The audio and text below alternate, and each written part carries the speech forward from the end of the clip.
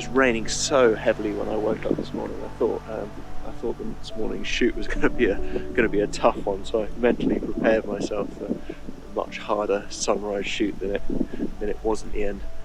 But yeah, beautiful morning. A little breath of wind, but reasonably still. Decided to give myself an easy time of it this morning.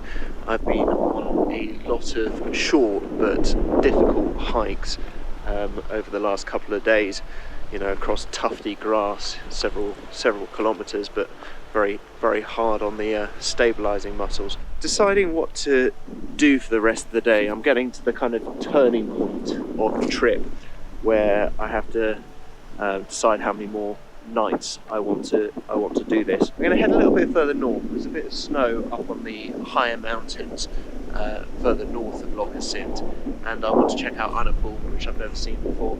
Ooh, light starting up on the mountain over there. I'm going to take a few more photos, I think. Well, if you don't like step and repeat processes, photography isn't for you. I was just doing a piece to camera and packing away my camera. That rainbow's come back. For fuck's sake. Third time lucky. Anyone who doesn't like step and repeat processes should not take up photography, because breaking down your camera gear and putting it back up every 5 minutes is kind of infuriating.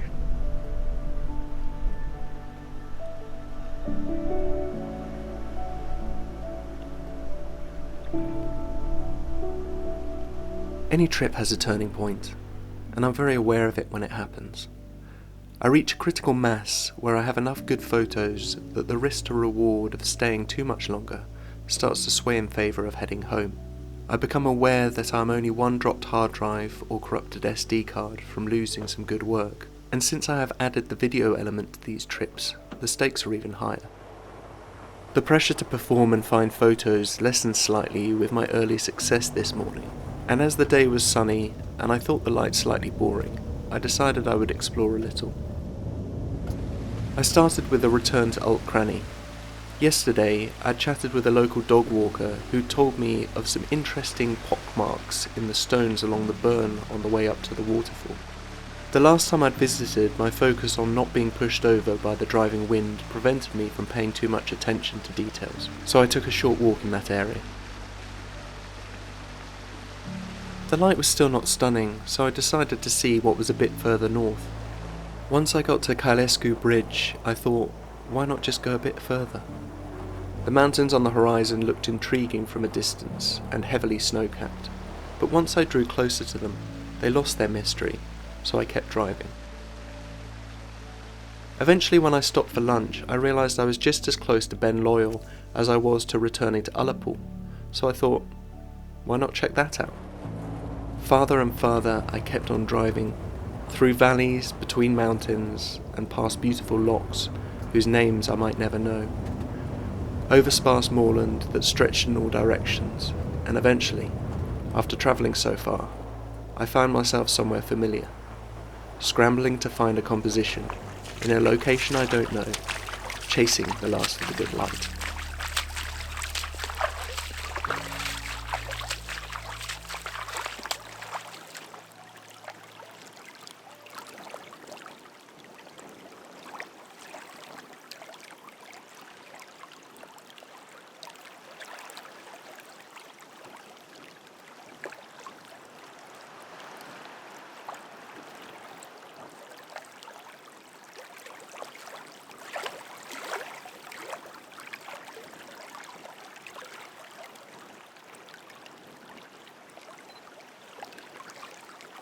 Good evening. You find me at a very chilly and slightly windy Loch Hackle, or Hakel, I believe it is, with a view onto Ben Loyal. I don't know how I got here, to be quite honest. I was at Loch Assynt this morning taking photos, and I decided just to explore a little bit north. I had a pin on this location from some scouting I'd done before on Google Earth. I was quite surprised about how far the drive was over the moorland, and the mountains looked so far in the distance I started getting disheartened about halfway through. I am really glad I did though. In spite of the drive, this area did not disappoint. These striated rocks on the shore of the loch provide the perfect foreground element to complement the rugged outline of Ben Loyal behind me. So I've got my composition set up, and now I'm just waiting for some colour hopefully some reflected colour from the clouds onto the mountains. That would be the best result for me and the way I've got my composition set up. I have played with various things throughout the evening. There are some lightning-shaped striated rocks back there, and they worked really well while the cloud was lower and more jagged and shapely. But now this mid-level sheet cloud has moved in, and it's a lot smoother in transitions, so I've gone for a completely different composition. I've been playing with a polarizer to take the sheen off the water in the right places. I'm currently going for 30-second exposures to smooth out the water. I would like to go for longer, but for some reason my remote trigger has gone kaput. So I'll go for multiple 30-second exposures, and I'll blend them in Photoshop to get my desired smoothness. Anyway, looks like the colour's just about to start up for sunset. I better get shooting.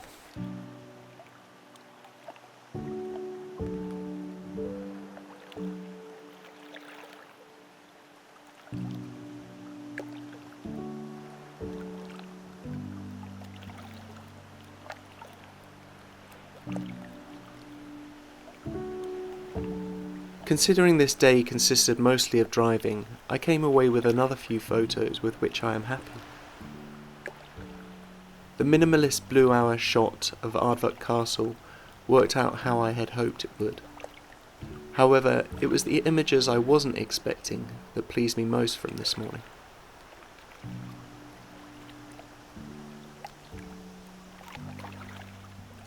Looking back at the footage, I wish I had attempted a composition that included the full moon.